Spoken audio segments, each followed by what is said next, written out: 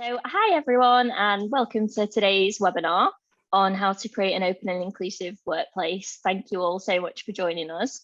My name is Chelsea. I'm head of marketing at Culture Shift. We're the Tech for Good organisation behind the report and support system. And at Culture Shift, we imagine a future world of work that is safe, happy and supportive for everyone. Our products empower organisations to tackle harassment, bullying and unacceptable behaviour of all kinds, allowing leaders to activate positive change in their organisations and maintain the workplace culture that they want.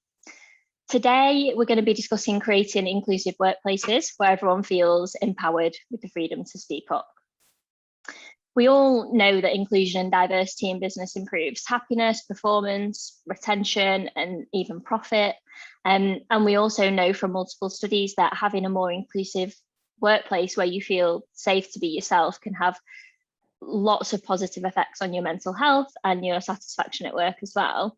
So if progress is better for business and it's better for people, what's causing delay? That's going to be the topic of discussion with our amazing panelists today. We've got around 15 minutes at the end of the webinar for audience questions as well. So if anything pops into your mind during the webinar, then just pop that in the chat function at the bottom and we'll do our best to get to as many of the questions as possible. We're also going to be recording the webinar today and everyone will get a copy of that recording. So feel free to share it afterwards with any colleagues who you think might benefit from watching. So I'm delighted to be joined today by two excellent panelists. Amrit Nijar is the Inclusion and Belonging Manager at Tarmac. She works with companies to work towards building a truly inclusive culture where everyone feels safe and able to be themselves. Previously an award-winning engagement and communications professional with over 15 years of experience in both the public and private sector. Amrit uses this expertise to help embed inclusion and diversity action plans within her company. Hi, Amrit. Hi, thank you so much for having me, Chelsea. Thank you for being here. And we're also joined today by Mark Webb. Mark is a communications and social media consultant, and he's head of comms for the charity and social network for people with multiple sclerosis, Shift.ms. He's also a busy public speaker and a disability campaigner. Mark is passionate about the power of positivity to drive change, and during this event he'll draw on his own experience to inspire our attendees with examples of how organisations can go above and beyond to create inclusive environments. Hi Mark. Hello, your introduction there, and thank you for that very kind description of my multiple bits and bobs going on. Your intro there said we all know that you know, it's a business benefit and you know, the right thing to do. I'm not sure we all do. You know, you'd hope that everybody who's tuning in right now is interested in heading that way. But I think there are still some people out there who think, you know, it's the woke thing to do. It's the new tick box. Yeah. You know, I haven't got the data to hand, but every piece of data points to you do it for your business as well. Yeah, you're spot on. Actually, I think more people need to realise that. Yeah, everybody knows that is definitely an optimistic statement. Yeah, maybe give it 10 years. Yeah. So today we're going to be discussing how our audience can help their teams to be happier and more productive by being more inclusive and empowering people to speak up. I know this topic's really important to both of you. So first of all, I'd just like to ask you both, what does inclusivity mean to you and why is it so important in the workplace? Okay. I think for me, it's just about being fair. It's the right thing to do. It's, you know, it's making people feel like they're included at work. So when they go in, and it's giving everyone a level playing field. I just think it's really as simple as that. It's not giving other people, you know, it's not about positive discrimination, but it's just people using their privilege and helping each other out and trying to make sure everyone feels a part of something. And I think that's all it's about. It's just about being fair and giving people a level playing field. That's what I&D generally is about for me. I think it's just simple as that. I don't know if you agree or disagree, Mark. Yes, I do. I think Amrit, you and I assume Chelsea, we spend a lot of time dwelling on this, getting a bit shouty. I don't know if you glue your self to the motorway to protest about inclusive culture or lack of. But I think what we've got to move from this tick box stage that we're at now with a lot of organizations, everybody seems to understand that you have to have a D&I manager or D&I strategy or whatever. Some people are really engaging with it and seeing the value both in productivity and increased reach to customers and increased potential employees and employees wanting to join the company, but also doing the moral right thing.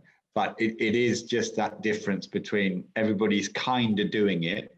Like 10 years ago, everybody was kind of trying to do something green, and have now, most companies have got the hang of, green has now turned into a wider thing of sustainability.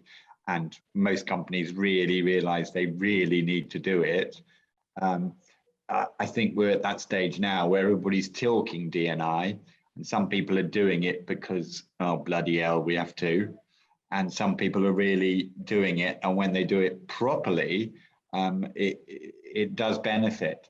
And I see, I know I look 21, but I'm actually 53.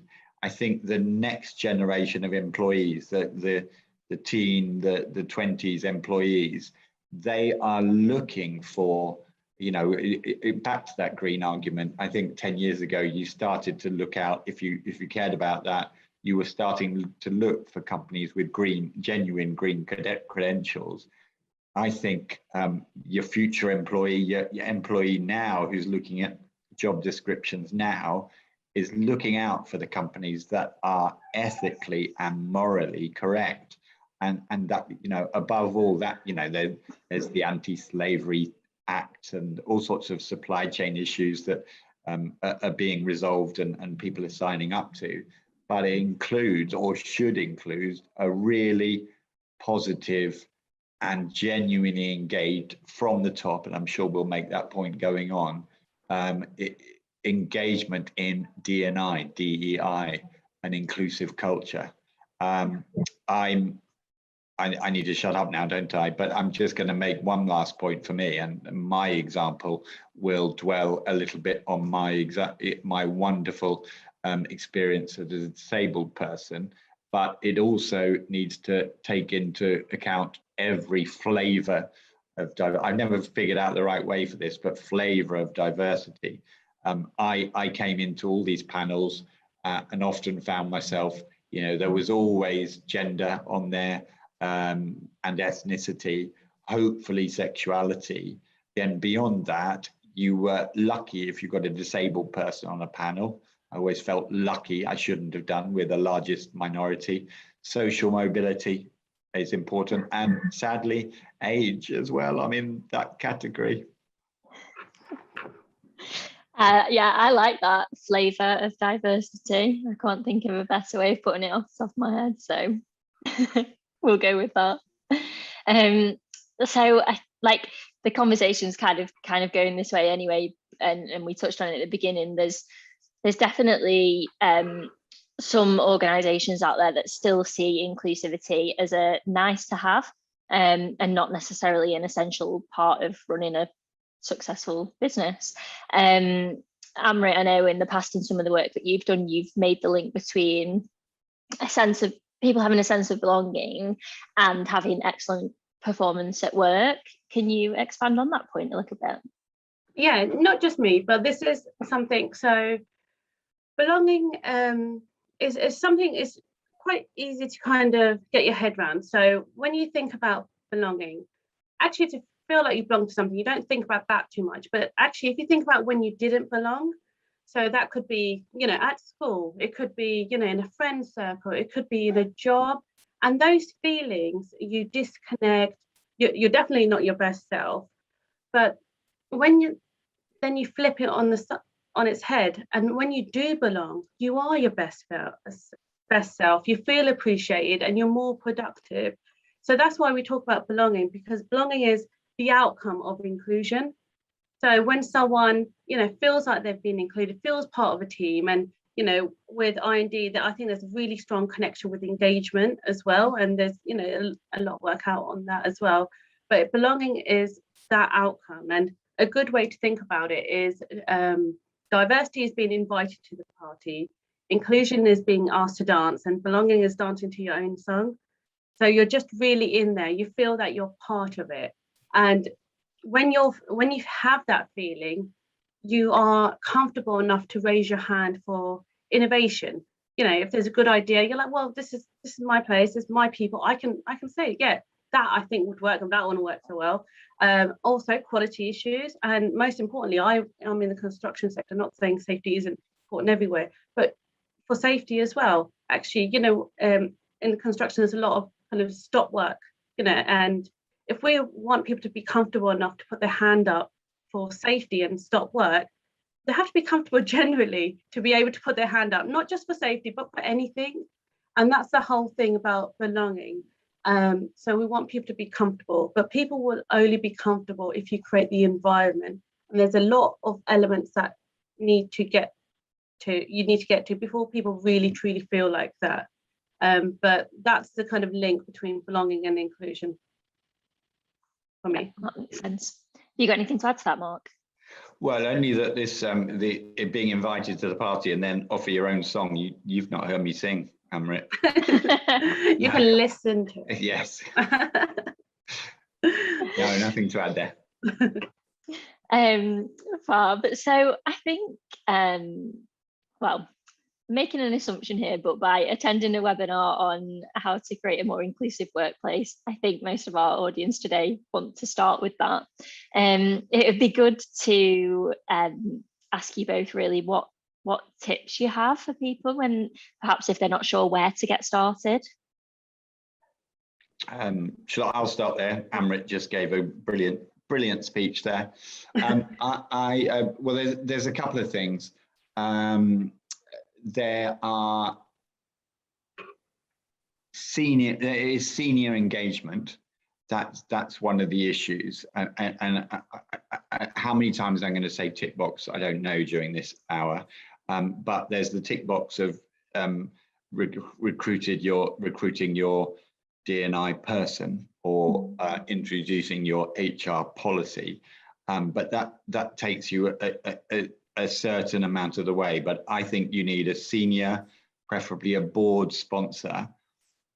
And over and above that, you probably need some kind of policy that will have a legacy system, because you might get somebody who is appointed as, wow, a female to a board, or somebody of a different ethnicity, or is passionate about sexuality issues and starts pushing the agenda. But when they move on and this policy has been put in place and these measures are gone, they might fade away. So it's senior engagement, senior sponsorship is a huge part of this, as well as recruiting someone, starting a strategy.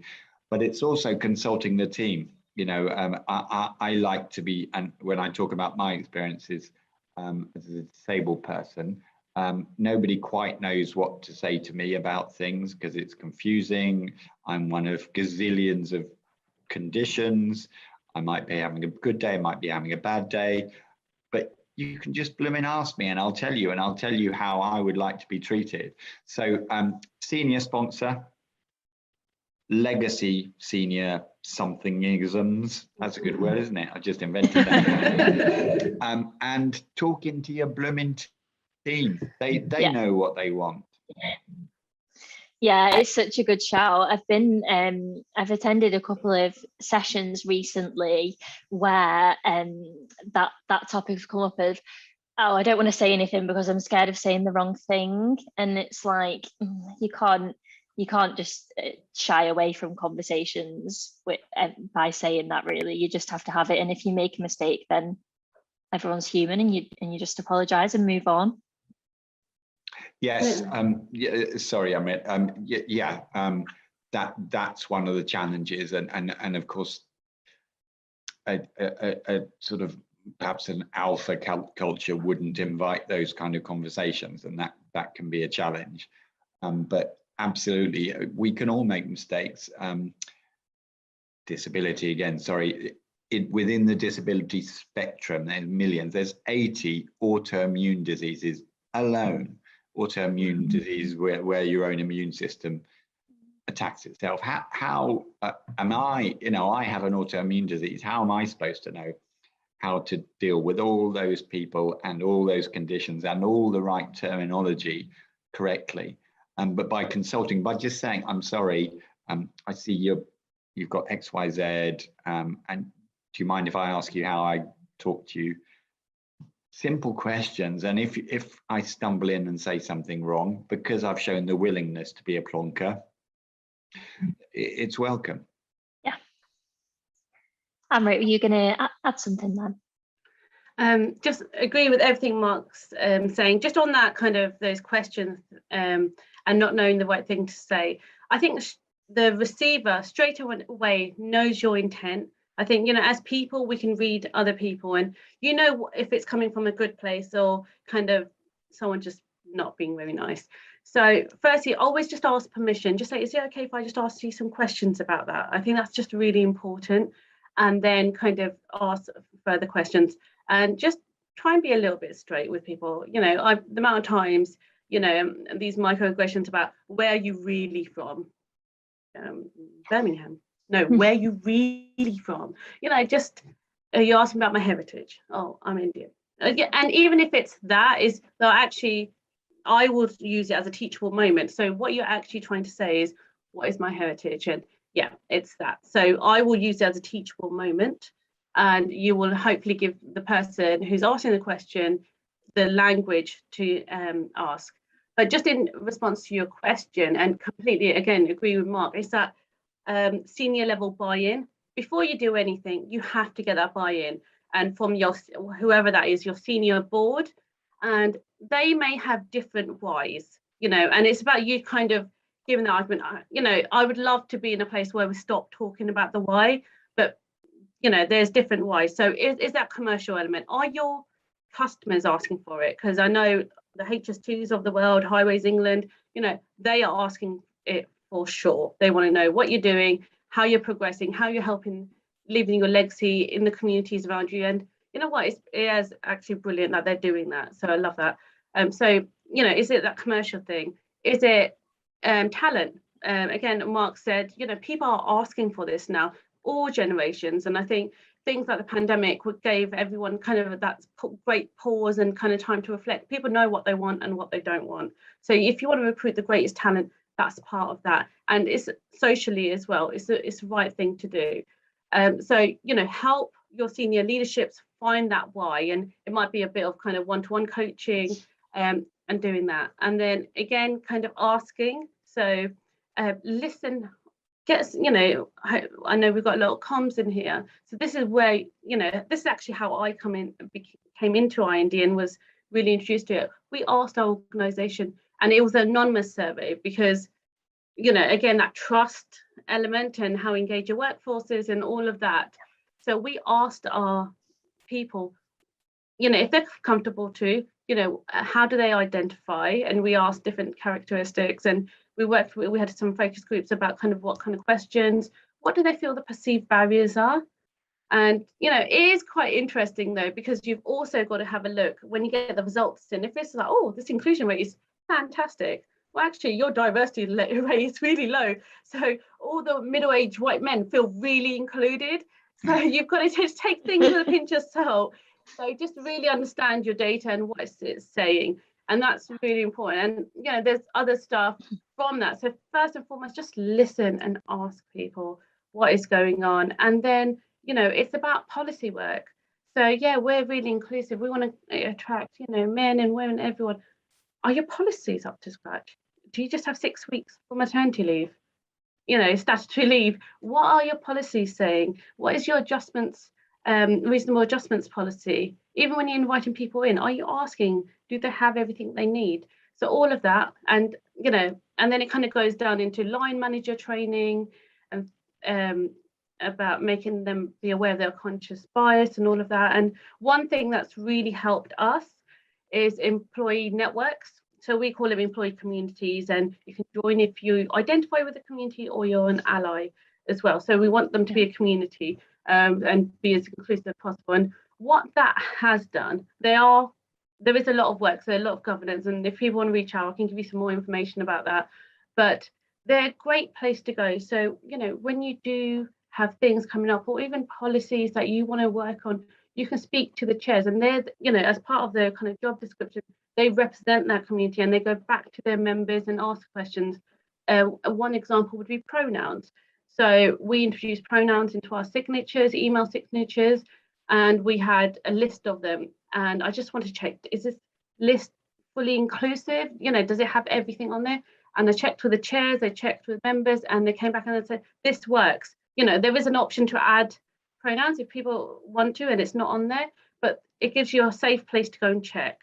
And employee networks, yes, there's so much intersectionality, yes, I appreciate that, but it's a starting point for information, with, a lot of people are starting at zero. So it is a great place to start. So, well, hopefully at some point, we'll all be out of a job, us R&D managers, and it'll just be part of the norm and it'll all be out there. But right now it is needed. So yes, we have a disability community, we have LGBTQ plus community, we have women's community, REACH community, which is religious, ethnic and cultural heritage community, and a couple of mental health, parents and carers. So I just think they're really good. So listening, and last one would be data. So hopefully if you have data and people have felt comfortable enough to kind of share the characteristics on there, but also other data. Are people leaving? Again, I refer to maternity. Are they leaving after maternity leave? Are we not supporting people back into the business? Are they leaving at a certain age? Are we not supporting people? What is going on? So look at your data and those exit interviews. Okay, now. Yeah. That's all really good. I think that we'll probably go into a couple of those points that you made in a bit more detail as well later on. I just want to touch on, so I think you both mentioned in passing recruitment and recruiting specifically D&I roles, but also recruiting more inclusively, which with the introduction of certain bits of tech and stuff, I think is becoming more easy. You can remove bias from recruitment processes and things like that, which is great, and that's one thing. But I think then actually supporting a diverse range of people once they're within the business is another. I know probably both of you actually, but Mark in particular, you've got some experiences of when this has been done really well in certain organizations, so it'd be good to know, I think, what good actually looks like. Yeah, it's all about me here, isn't it, today? Yes, so I've had a really blessed life in professionally. I went for the jazzy companies and loved my experiences there. So I was at the opening of Disneyland Paris, or Euro Disney as it was called there, for nearly a decade. Met my amazingly, wonderfully talented now wife there. She worked for a different entity of Disney, and kind of started to see a little bit of, she's very senior, and I started to see some glass ceilings smashed through or bashed against there. So, some of the diversity awareness came to me there. We came back to, she'd come out to Paris to meet a handsome Frenchman, and she met me in week 2, poor thing. So we came back to the UK. I worked for David Lloyd Leisure, the premium health and fitness group. And that was a wonderful experience, just because I was living the life, triathlons and workouts before a meeting, swims after a day at work and whatever. It was a wonderful time. But I went for the big brands there, and I was made redundant. Whitbread owned David Lloyd Leisure, and they were preparing to sell David Lloyd Leisure off. So I'm not bitter. And down the road was a place called DSG, which became Dixon's Retail, rebranded to Dixon's Carphone after a merger, just rebranded to Currys. But anyway, Dixon's, let's call it Dixon's Retail, which is roughly when I joined it. And, you know, it sold some sexy stuff, laptops and big tellies, but it also sold washing machines. And it was down the road. It had a great senior corporate comms role, which was what I was getting into at the time. But more importantly, I joined for the people for the first time, rather than the sexy brand. You know, it was a big retailer, but, you know, nothing compared to a theme park where I could go on a roller coaster for lunch. And that turned out to be a wonderful thing to have done, because when I look back, I'd been developing MS symptoms throughout that journey. But I joined Dixon's in 2006. 2007, I was diagnosed with multiple sclerosis.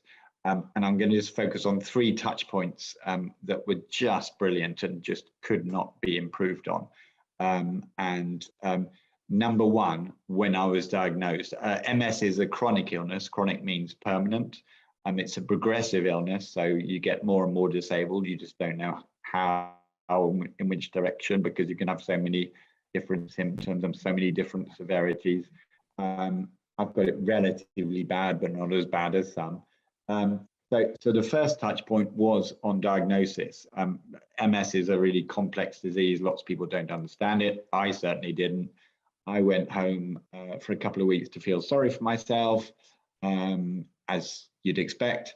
By the time I got back, the team around me had taken it upon themselves not only to understand multiple sclerosis, but also to understand the grieving process I might be going through, and the questions they could ask me, how they might want to talk to me, when they might want to leave me alone.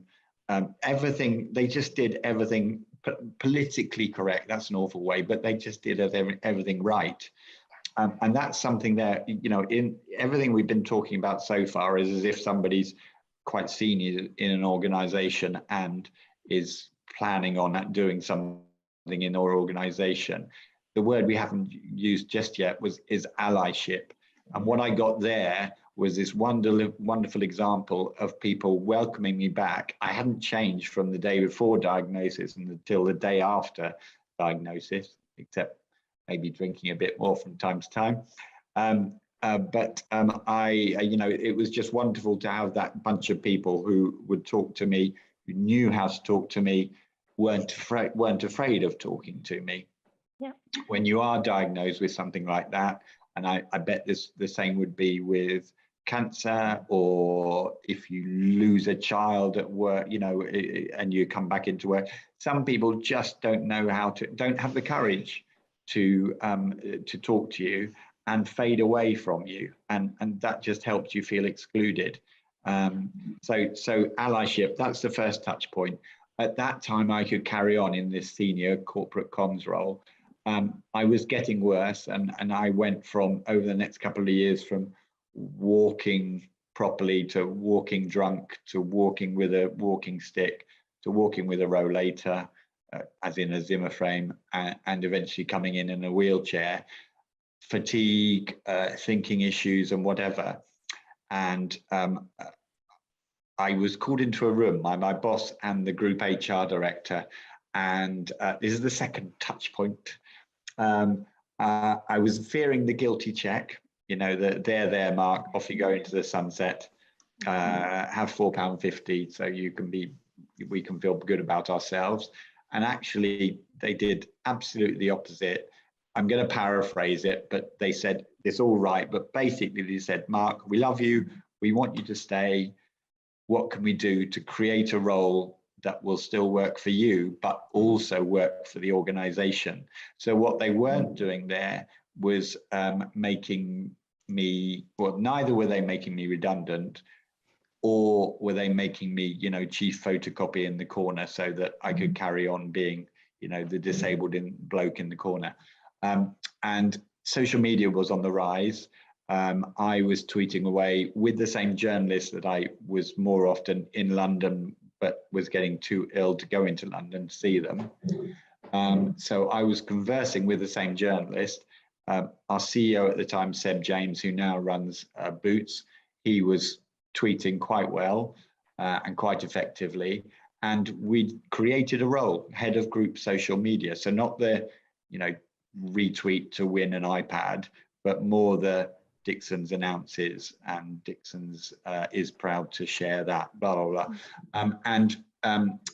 Journalists loved it because they had a new channel to report on, because they saw Seb tweeting, me tweeting, the Dixons retail, then Dixons car phone feed tweeting, as well as the normal, the press releases and the interviews and whatever. And it worked for me because I could be tweeting from bed on an iPad on a bad day. And I felt thoroughly engaged. And through that, we turned Seb into the most followed CEO on the FTSE 100. Wow. Always me nagging him to tweet rather than me tweeting for him, because you need the authentic voice. But it was just a wonderful example of a win-win. They looked after me. I felt so proud. I've left 5 years ago and I'm still talking them up. You can hear that. So I'm the ultimate employee advocate because of that. Third touch point quickly. Fast forward a few more years, and I really was, even that was getting too tough for me. I went to them and said, chaps, I need to leave. I can't remember if I was 3 months or 6 months notice, but they gave me significantly more to just go off. No negotiation, but just out of gratitude and loyalty and being great. I wrote a LinkedIn post about Dixons car phone, which ended "Be like Dixons car phone," describing those 3 pieces. It went viral, and it's led to nearly everything I'm doing now, and the fact that I talk up Dixons now. That I've got no shares, no loyalties, but I'm an employee advocate. Yeah. And do you know what I love about all of the things that they did, as well as like the 3 separate touch points that you mentioned? They aren't anything, except for the very fair goodbye package at the end and everything. But other than that, they're not things that like cost the business money or that take ages to set up or anything like that. It's simple things that made a huge difference to your experience there. Yes, absolutely.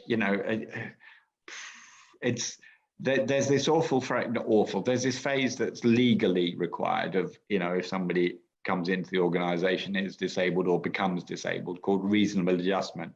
And of course, I'm the cliche with a wheelchair, so it's a ramp and disabled loos, etc.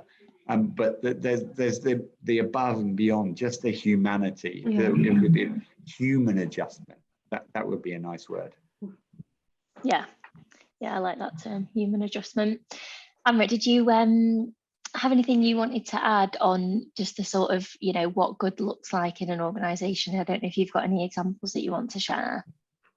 In terms of recruiting, but Mark, that is, I just love all of that. But it is that the compassion, just treating people like people, rather than, oh, it's someone's in this box, so we've got to do something with it. But just treating people like people is so important.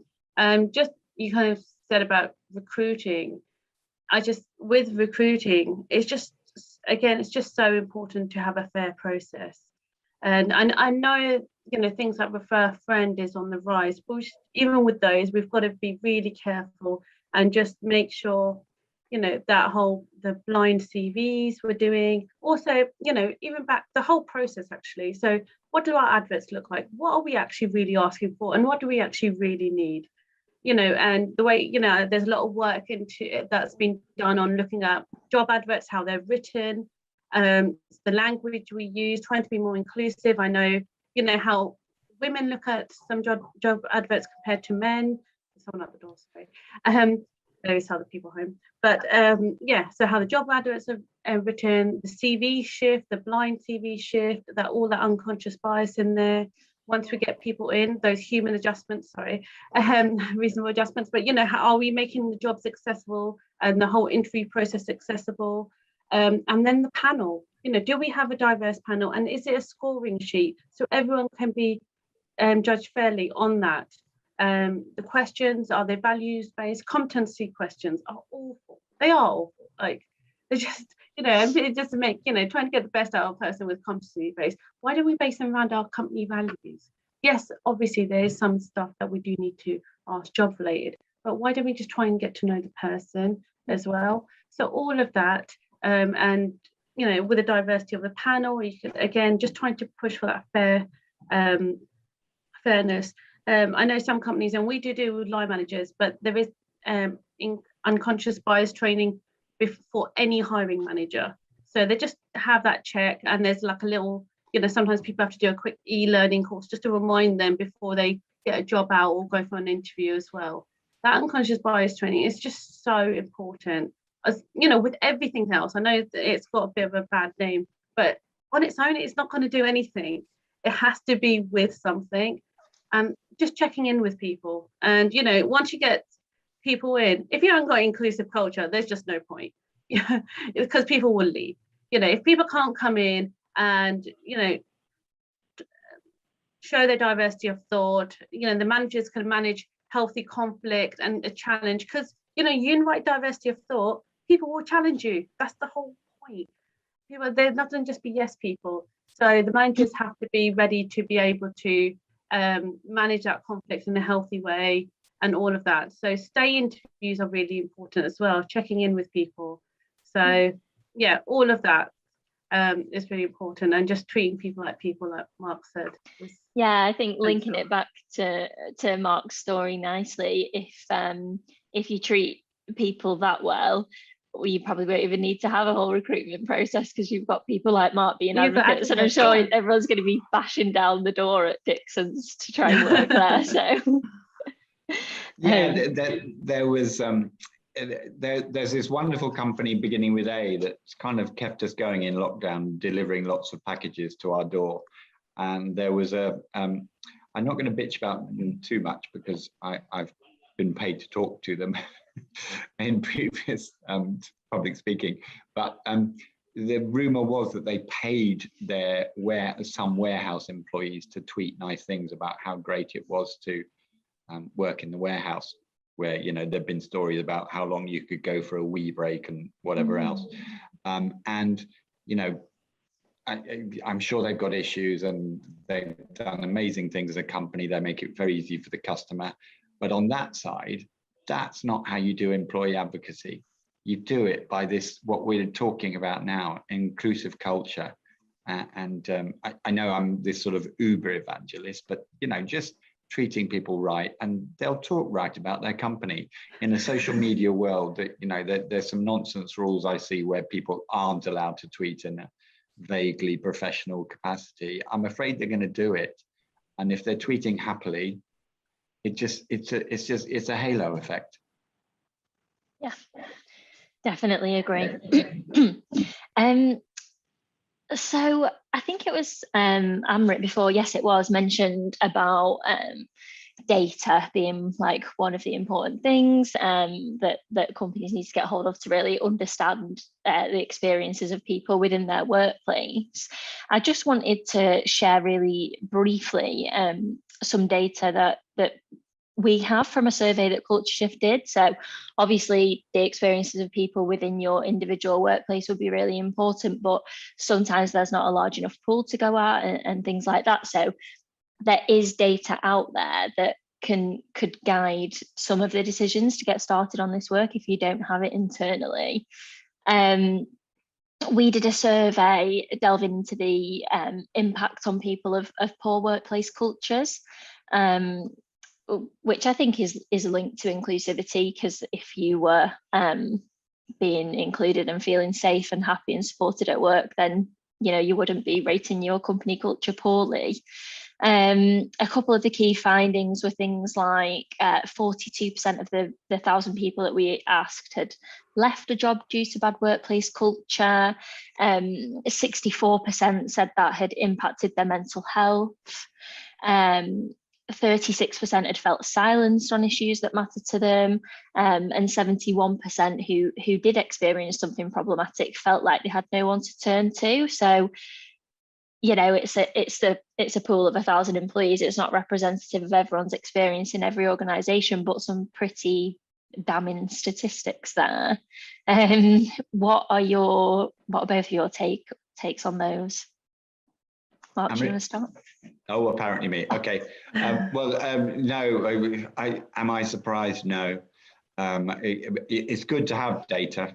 I can do all the blah blah, but actually, it's good to have some backup to that. Just a point that does occur to me with data is the world and language does move on. I get the impression that BAME is going a little bit out of fashion because we kind of plonk every ethnicity into, well, solve that, do that and all BAME issues will be solved. Well, no, absolutely not. There's so many intersections. Amrit, you used the word intersectionality before. That's when there's, just different, again, flavors of diversity and flavors of diversity within, for example, ethnicity. And for disability, in the time of Dickens, I was a cripple. 20 years ago, it would have been handicapped. Now it's disabled. So language moves on, and data needs to stay valid. So I'm afraid, Chelsea, you probably need to do a survey again in a couple of years' time, and hopefully the dials move in the right way. But I think data is vital, and data can be used to convince your most unevangelist of CEOs or HR directors. But at the same time, the news keeps moving on, hopefully progressively. But I think we need to stay up to date with data and language. Yeah, very good point. Amrit, what are your thoughts? Yeah, so like Mark, I'm unsurprised of kind of the stats on there. I will say, people, there's a say-do gap, isn't there? So, where the company's saying we're really inclusive, we're really diverse, but what is actually happening out in the business? And if you're taking this seriously, you'll make it really easy for people to report back if there's an issue. So, there might be some PR work that needs to be done around HR, because sometimes people don't feel confident enough to go to HR. So, one thing I would do is try and highlight, you can take out people's names and anonymize it, but highlight incidences where something has been said and that person has been disciplined or removed from the company because that's broken the code of conduct. So, as you get these safety alerts in companies, well, actually, let's get an inclusion alert. We have kind of an anonymous hotline as well. So again, just making it easy for people to report issues back. And what you will see as people get more and more confident in reporting issues, there might be a bell curve. Yes, it's going to go up, the number of grievances, because people feel confident enough and are trusting the company enough that something will actually be done about it. So you'll see a bell curve. So hopefully it'll go up and then come back down. But what is happening? So you want to know what's actually happening. Go and speak to HR. What are people raising grievances about? What are people saying? And if there's nothing, if there isn't anything, that's a problem in itself when the culture isn't quite right because people just aren't confident enough. So I think that is a battle that we have. And in terms of that language, even for people who are facing discrimination or the allies as well. So the strongest way you can be an ally is to be an ally when no one of an underrepresented community is about. If someone walks out and says something about a female, the female's not in the room, you as a male should be like, no, that's not okay. It's not okay that you did that. It's not okay that you say that. I don't think we use that term anymore. So that's the best thing an ally can do. And just generally about allies, I think 100%, this is what we need people to do. But educate yourself, like Mark's team did. They went and educated. They didn't just rely on Mark to tell them, how can we help you? Because sometimes, people kind of sit there, yes, I'm an ally. Tell me what I can do. No. Go and educate yourself. See what the issues that these communities face and see what you can do to help. Then again, ask permission about, oh, actually, can I talk to you about this? I come into this office every day, and I think it's pretty inclusive. But, as a woman or as someone from underrepresented, for example, again, you've asked permission here, as someone from this community, is there anything that you feel that isn't inclusive, anything more we can be doing? That's what an ally is. Otherwise it's just performative, like, yeah, I'm an ally, I can be here to help. But actually just go out, educate yourself, be proactive about it.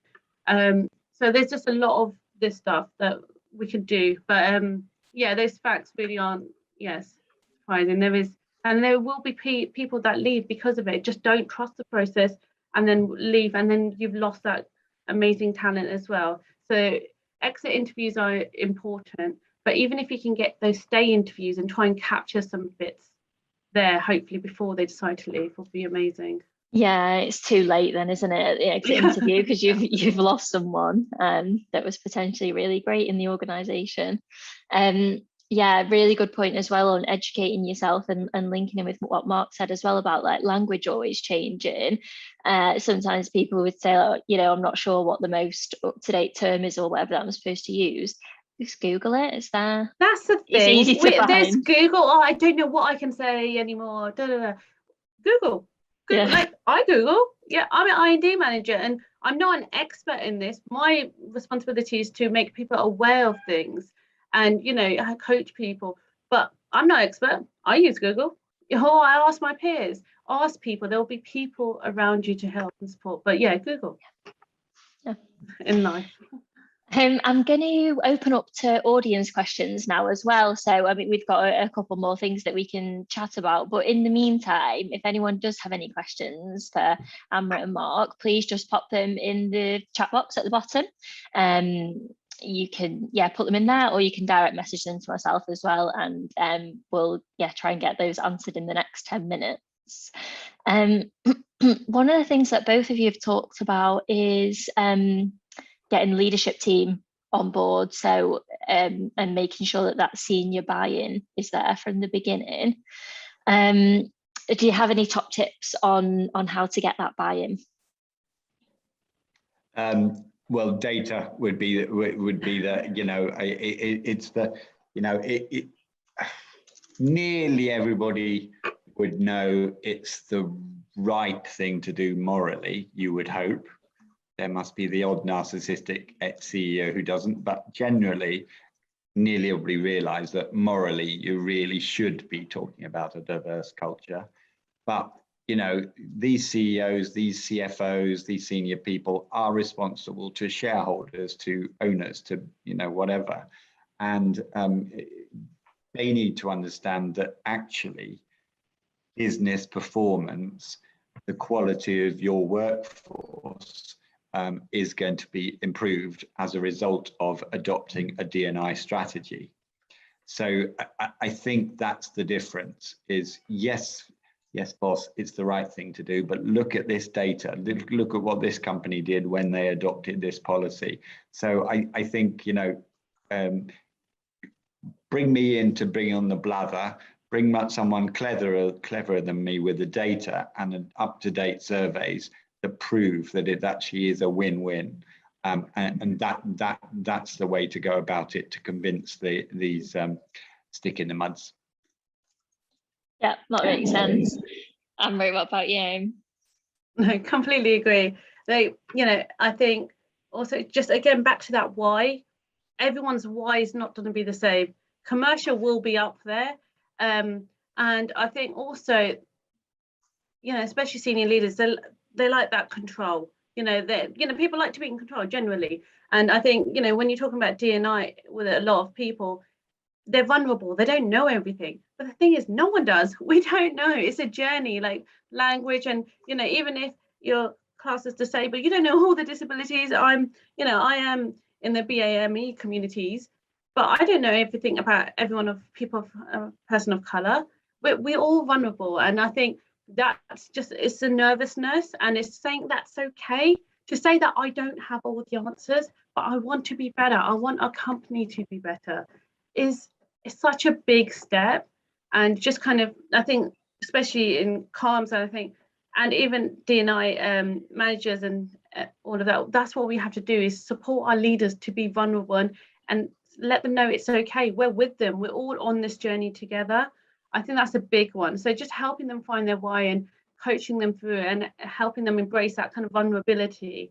and giving them again the language to say, I'm not sure, I don't know too much about this, but actually I'm going to invite Mark in, who's going to talk more about it and help educate us all. So we've had some, in my company, we've had our HR director bringing people and chatting to them saying, yeah, I don't know much. I'm not from this community. Please educate me more on this subject. And it's been fantastic just to firstly see a senior manager, director talk, be vulnerable like that, and just talk openly and honestly. It does so much for the culture, and people just get more comfortable. And it's all about that, building that trust, isn't it, between kind of the senior management and the people in the organization.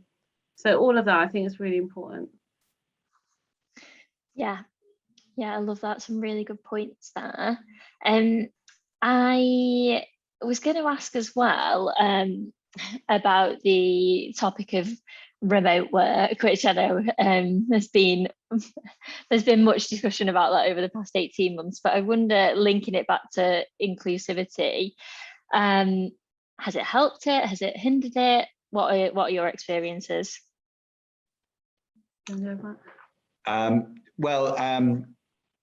I really don't want to talk just about disabled people, but I'll make a couple of points, and the first one will be about the disabled community.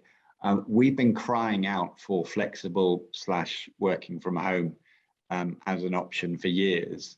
Yeah. And, to the more doubting of people, that labelled us as scroungers because we wouldn't be seen to being productive at home, and we could get away with going out for fish and chips and whatever.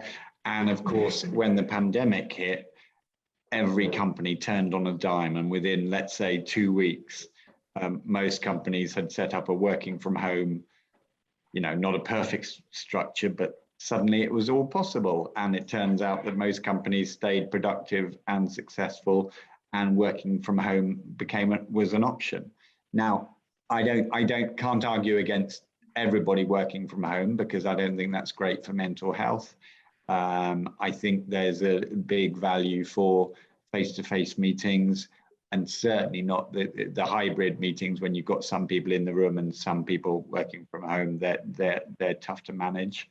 And also the water cooler moments, the canteen moments, when you just see somebody, strangers, not strangers, but vague colleagues, but have a random conversation that leads to something. So I'm assuming we generally are going to go back to hybrid working, but certainly for the disabled community, I just hope that we can have that option to work from home, to work flexibly, because productivity has been shown to be maintained. And the other one, referring to mental health, this pandemic is not, to some people's belief, over yet. And I think we're going to have plenty more working from home, however we end up in 2-3 years' time, when we are properly through the hardest bit of the pandemic. But that does mean that I think, back to allyship, we need to watch out for people's mental health. I've talked about asking people about their flavor of diversity, but there's also just being a good ally as a human being, and as a friend and a colleague, organizing chats. If we have to have the pub quiz on a Friday afternoon, whatever, but just people keeping engaged and feeling part of a team, it is part of a good culture. Turning on a dime so that the business could keep operating, great, but you also need to look after your team within that current structure and that structure going forward. Yep, 100% agree. Amrit, what about you? What are your thoughts on remote working and inclusivity? No, completely agree with everything Mark said. I think it's been, but especially for D&I managers, and this is the kind of stuff we've been fighting for, and it's been the greatest experiment or kind of real push that we needed. And obviously no one wanted the pandemic and everything that's happened, but this working from home is one of the greatest things we've got from it. I can't see anyone going full-time. If they're able to not to go back to full-time working in the office, everyone's kind of seeing that shift even in their well-being and all of that. And even those senior managers who couldn't be convinced and that presenteeism, you had to be in the office or you weren't working, and that's all kind of shifted as well. And it's really important people just don't think, yeah, like Mark said, that everything's back to normal, it's all over Thursday, and then get people back in the office. No, we've got to take the lessons that we've learned. And I think there is, again, what Mark said in terms of really engaging your teams. So that engagement was the manager and a few of you are in the office and some people are still working at home. You're not all on the Teams chat anymore. You'll miss stuff in the office. So how do you keep them engaged? What kind of structure do you do? As a manager, do you make sure you're in 2 days? And if people are coming in, can you just make sure you're in on a Tuesday and Thursday because the manager's in, so you get a bit of face time?